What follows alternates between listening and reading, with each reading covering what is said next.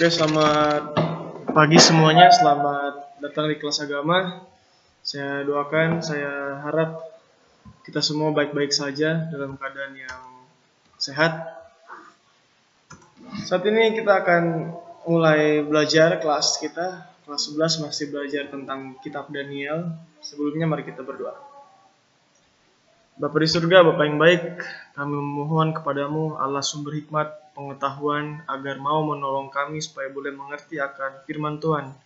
Khususnya berkati kelas 11, agar bisa mengerti akan kitab Daniel pasal 4. Untuk kami agar kami boleh mengerti dan boleh mengimaninya, supaya kami boleh hidup di dalam kebenaran dan menuruti kehendak Tuhan saja.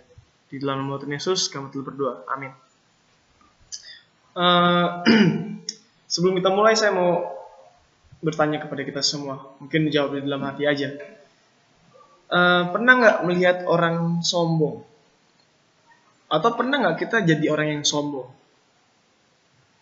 Kalau image kita atau pandangan kita, biasanya ya orang-orang seperti kita menganggap bahwa orang-orang yang sombong itu adalah orang-orang yang mungkin punya banyak uang, punya banyak harta, mobilnya banyak, mewah-mewah, rumahnya besar, gajinya besar, atau mungkin dia seorang bos, makanya dia jadi orang sombong, makanya dia jadi orang yang tidak rendah hati.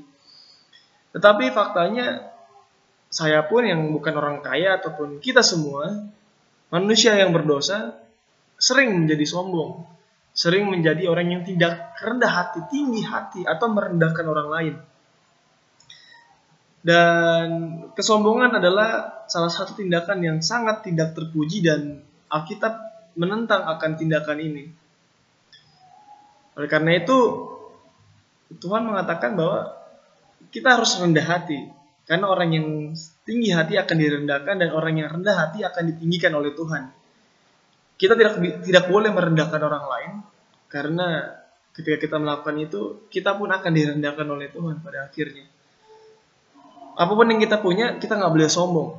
Dan saat ini kita akan belajar melihat satu kisah di mana orang yang sangat luar biasa kaya, sangat berpengaruh, seorang raja, seorang yang sangat ditakuti di dunia, seluruh dunia, akhirnya direndahkan Allah serendah-rendahnya pada taraf yang sangat rendah dan menjijikan, oleh karena dia menganggap dirinya sendiri hebat dan ingin meninggikan diri. Siapakah orang itu? Orang itu adalah Raja Nebukadnezar. Kita buka Alkitab kita di Daniel pasal 4. Daniel pasal keempat. Yang belum pegang Alkitab, saya kasih waktu beberapa detik untuk mengambil Alkitabnya, membuka Alkitabnya pada Daniel pasal yang keempat. Daniel pasal 4 dengan judul perikop Nebukadnezar meninggikan diri dan direndahkan. Nebukadnezar meninggikan diri dan direndahkan. Itu judul perikop di Alkitab bahasa Indonesia kita. Dan saat ini saya akan memberikan garis besarnya dari cerita ini.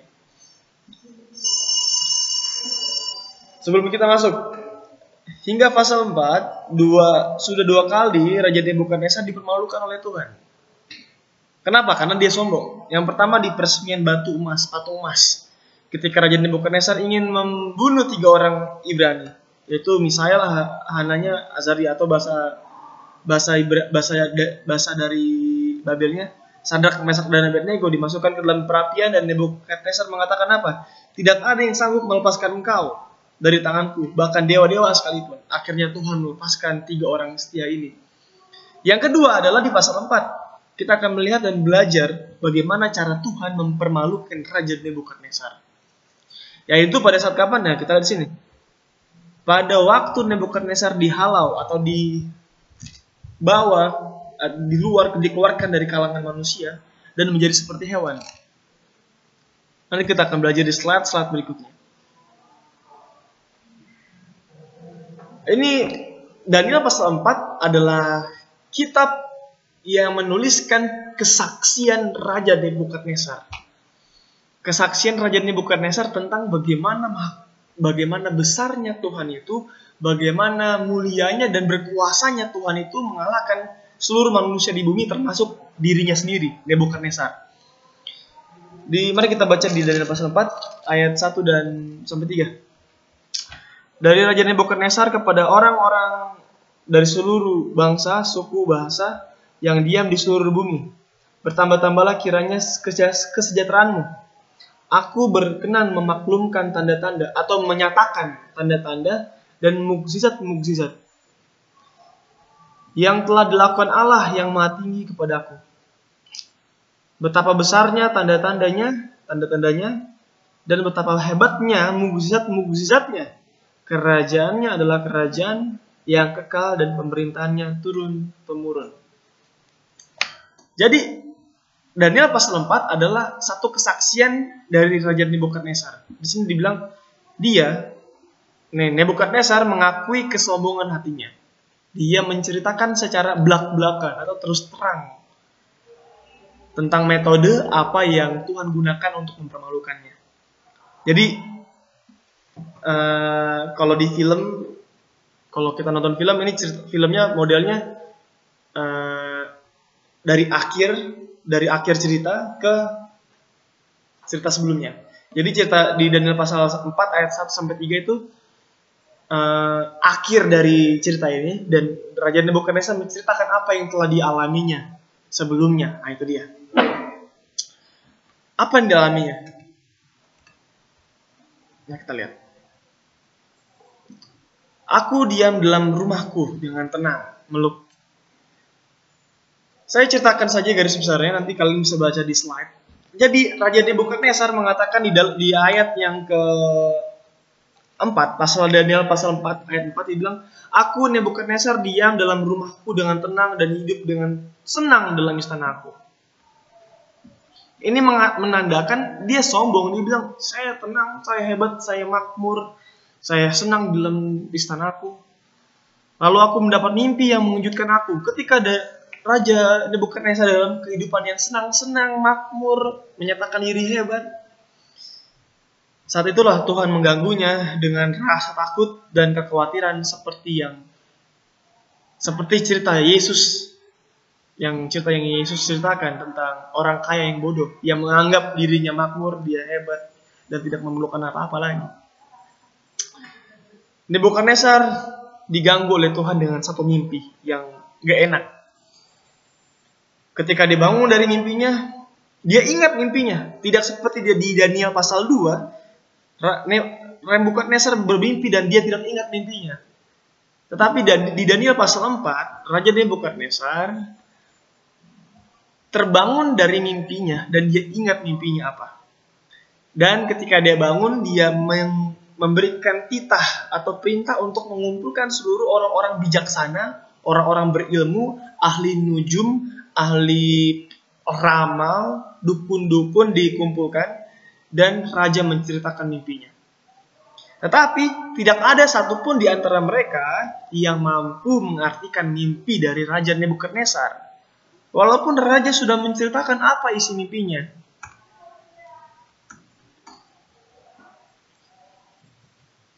Sebelum kita melihat apa isi mimpinya, kita cari tahu dulu.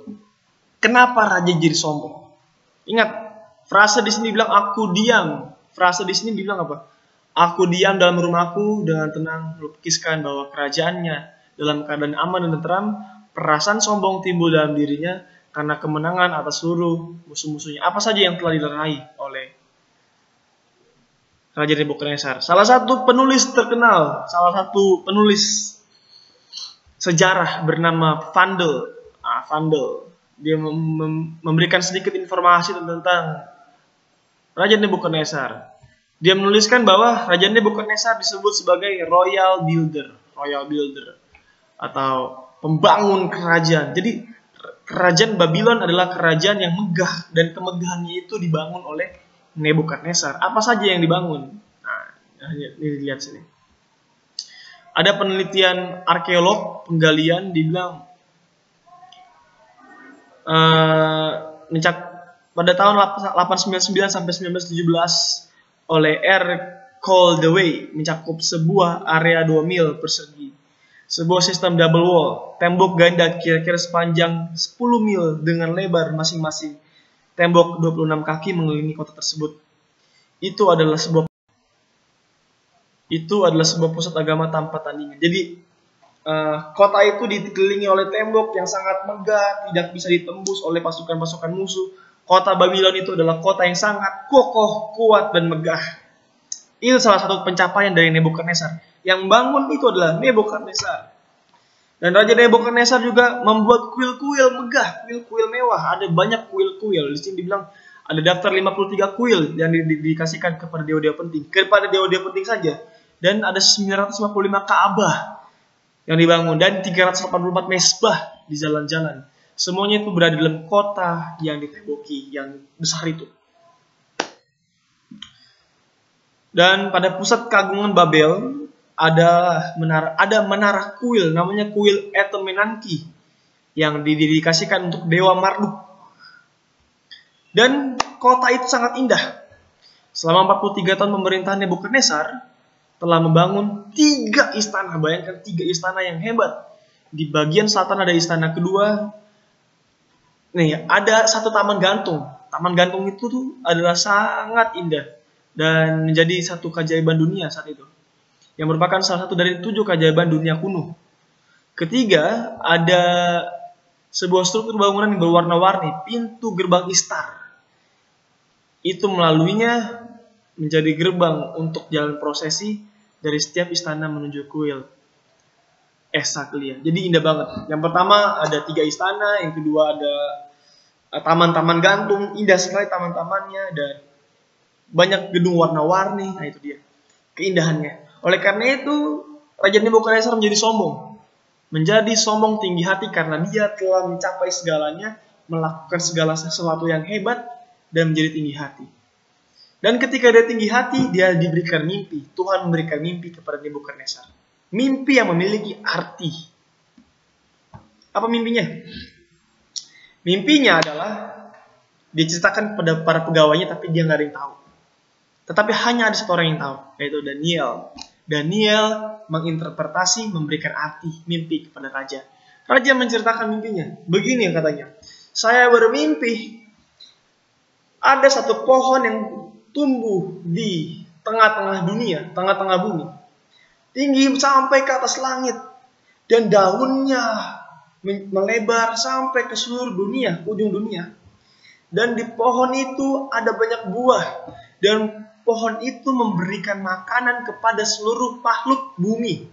Seluruh makhluk di dunia mendapatkan makanan dari pohon itu. Dan pohon itu di ranting-rantingnya hinggap burung-burung. Pohon itu bertambah kuat dan tingginya sampai ke langit dan dapat dilihat sampai ke ujung bumi. Pada pohon itu ada makan bagi seluruh makhluk yang hidup di bumi. Nah, ini dia mimpi yang dilihat oleh Raja Nebukadnezar.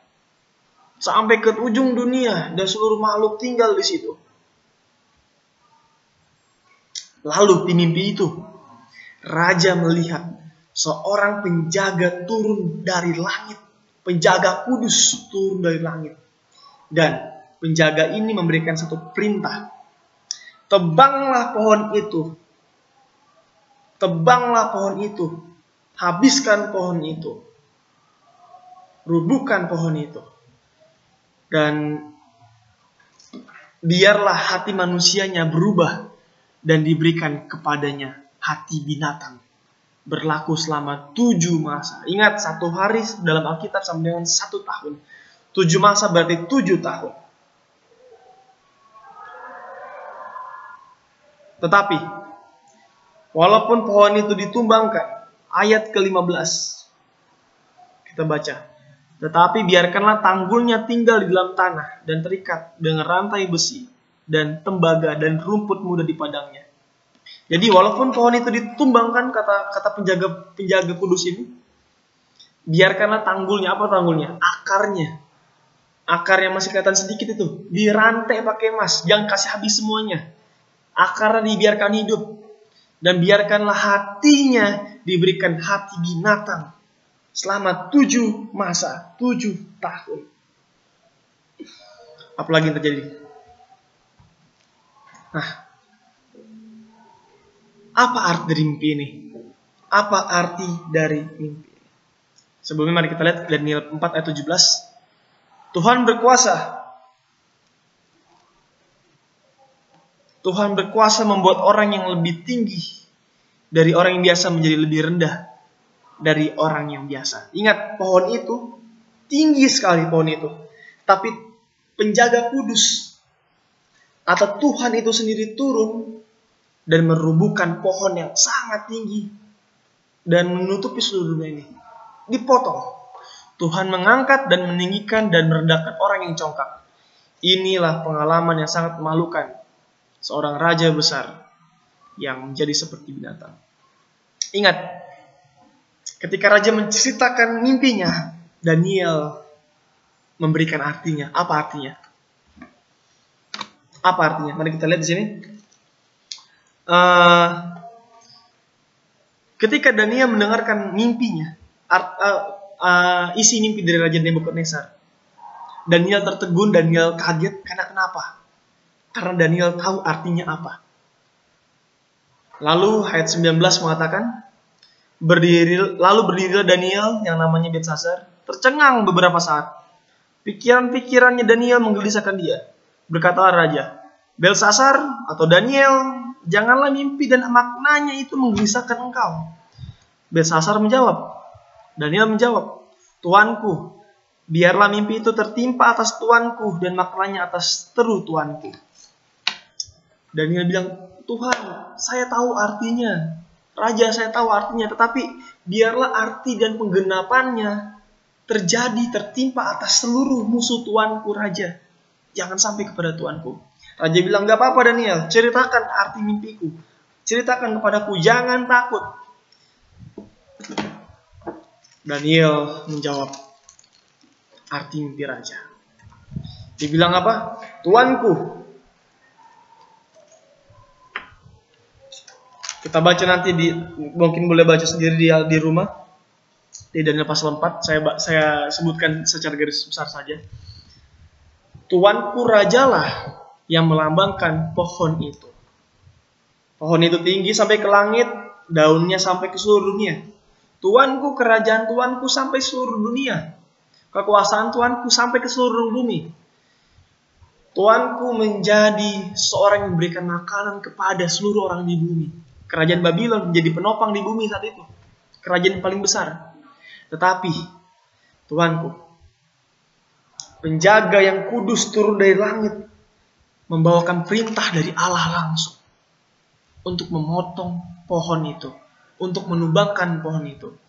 Artinya apa?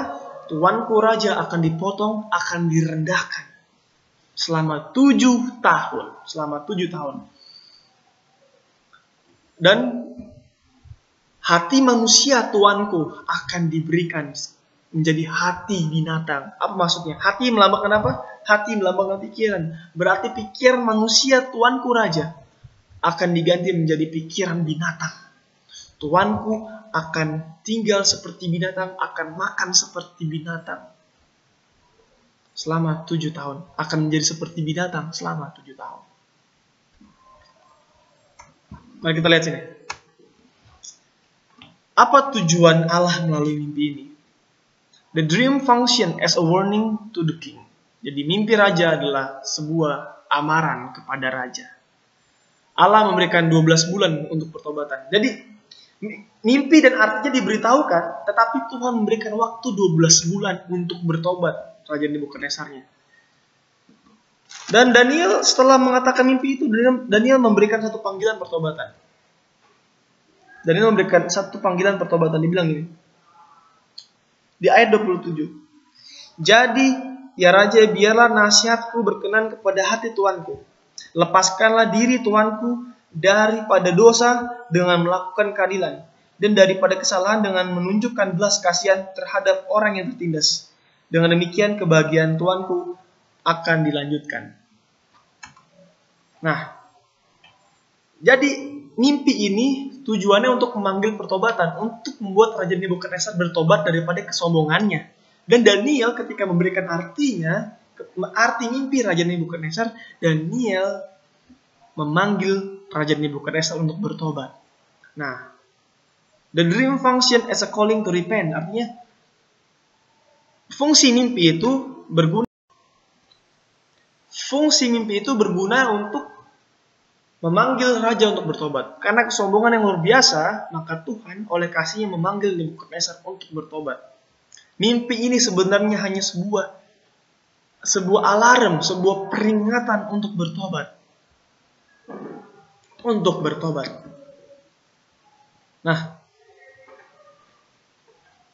the dream itself became a great lesson of humility to acknowledge God as a source of power and prosperity. Nebukadnezar understood clearly the lesson from this experience. Artinya apa? Mimpi itu sendiri adalah sebuah pelajaran yang sangat berharga tentang kerendahan hati untuk mengakui Tuhan sebagai sumber kekuatan dan kemakmuran. Nebukadnezar mengerti dengan jelas akan pelajaran dan dari pengalaman ini. Jadi Nebukadnezar mengerti pengalaman. Jadi Raja Nebukadnezar diberikan mimpi ini agar dia belajar kerendahan hati.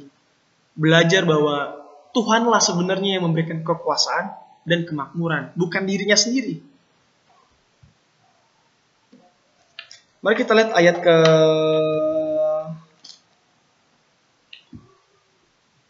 30. Berkatalah raja, ayat 29 sampai 30. Sebab setelah lewat 12 bulan ketika ia sedang berjalan-jalan di atas istana raja di Babel, berkatalah raja, bukankah itu Babel yang besar itu, yang dengan kekuatan kekuasaanku dan untuk kemuliaan kebesaranku telah kubangun menjadi kota kerajaan?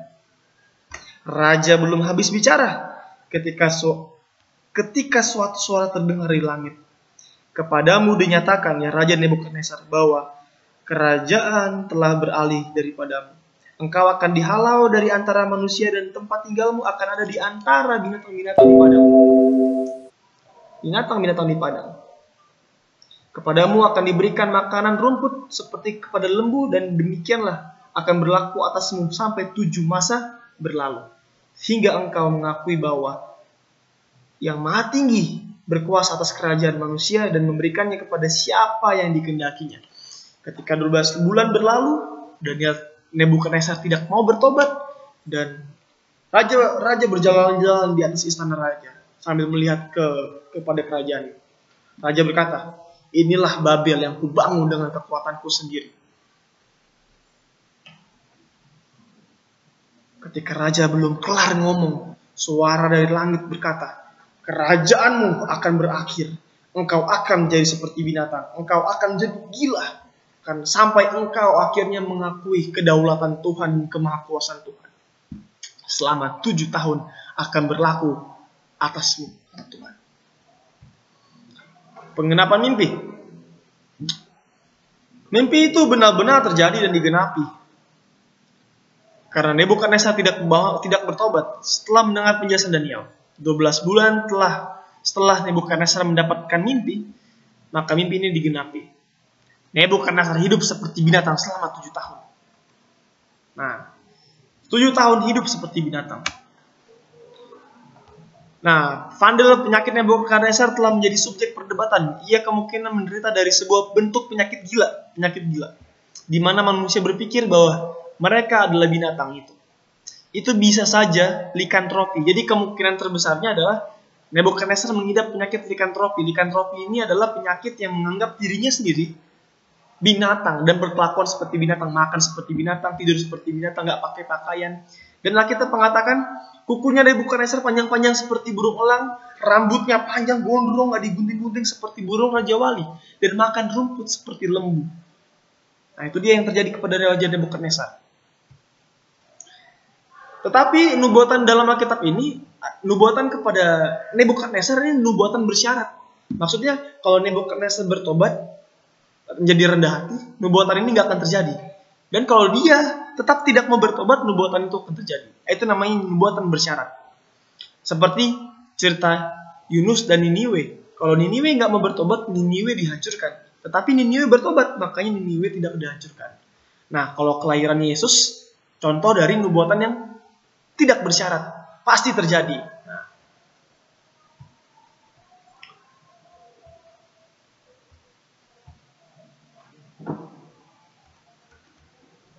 Oke, sebelumnya sudah mau habis di sini.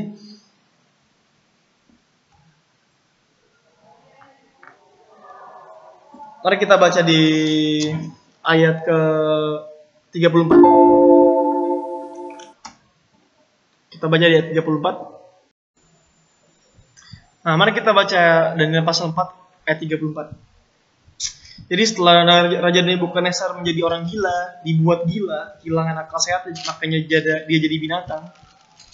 Ingat, itu terjadi selama 7 tahun, 7 masa. Di ayat 34, mari kita baca. Tapi setelah lewat waktu yang ditentukan, aku, Nebukadnezar, menengadah ke langit dan akal budiku kembali lagi kepadaku. Lalu aku memuji yang maha tinggi dan membesarkan dan memuliakan Allah yang hidup kekal itu. Karena kekuasaannya ialah kekuasaan yang kekal dan kerajaannya turun-temurun. Semua penduduk bumi dianggap remeh. Ia berbuat menurut kehendaknya terhadap bala tentara langit dan penduduk bumi. Dan tidak ada seorang pun yang dapat menolak tangannya yang dengan berkata kepadanya, apa yang kau perbuat? Pada waktu akal budiku kembali kepadaku, kembalilah juga kepadaku kebesaran dan kemuliaanku dan untuk kemasyhuran dan kerajaanku. Para menteriku dan para pembesarku menjemput aku lagi. Aku dikembalikan kepada kerajaanku, bahkan kemuliaan yang lebih besar dari dahulu diberikan kepadaku. Jadi sekarang aku, Nebukadnezar, memuji, meninggikan dan memuliakan Raja Sorga, yang segala perbuatannya adalah benar dan jalan-jalannya adalah adil, dan yang sanggup merendahkan mereka yang berlaku congkak sombong.